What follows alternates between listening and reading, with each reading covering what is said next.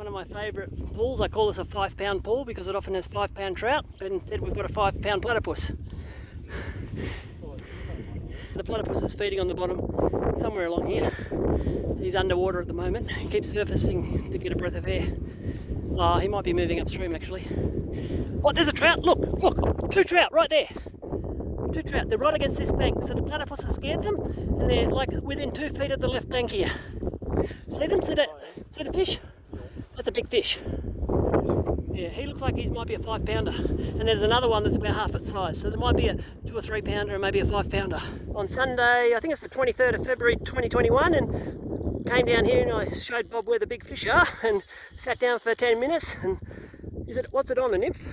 No, on dry. Dry? Cool, excellent. It's sort of half dry. Oh yeah, it's the one that lies low in the water. Yeah, is it the one you showed? Yeah. So it's like a half palmer emerge or something. Oh, he's a good size. Yeah, half kilos. Okay, well, I can either, it's easier if you can lead him into the creek, I'll get downstream of him. So if you just take him up the creek a little, I'll get downstream and then he'll come down towards me and I'll get him in the net. Because it's too boggy down here. I don't have my waders on either. Yeah. Yeah, he looks like he's about 3 pounds. Yeah, I reckon. Yeah, about 3 pounds. Yeah, he's not as fat as the other one. No. Well, I haven't got my forceps on me.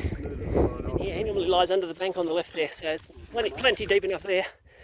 And what this guy will do, but he probably comes up and feeds here in the evening anyway, because that's what I've seen them do. They swim up the little creek and feed up here in the evening, and then they head back down to the river during the day.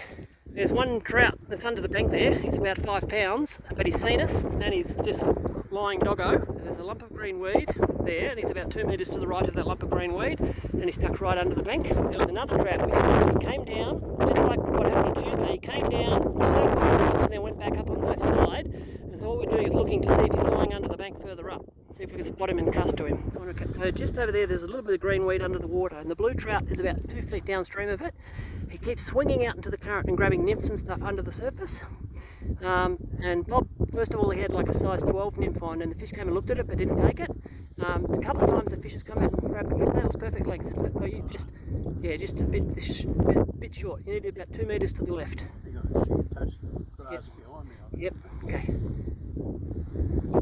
I saw the fly line land, but I didn't see the nymph. I think I couldn't see your fly land. I was looking. Yep, right up in the corner there. Yep, perfect. He should come out and get that. He's coming. He's coming. Watch. See if he dry goes under. No, he rejected it. But that's what I mean. He's absolutely feeding, and he looked at it, but he didn't like it. So we do not present the same nymph to him again. He's coming out in the open. Actually, he might have another go. I'll just zoom in on him. Yeah, stop. No. Yeah, he had a second look at it, but he still didn't take it. So I've just got this fish in exactly the same place as I caught the fish on Tuesday. This one's a sort of a skinnier and bluish coloured trout compared to the other one, which is the big red one.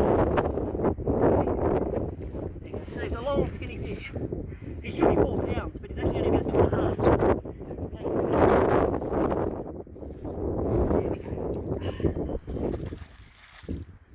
Yeah, so there's a big platypus that's feeding in here, and he came up and surfaced, but I think he heard me talking and he's gone back down again.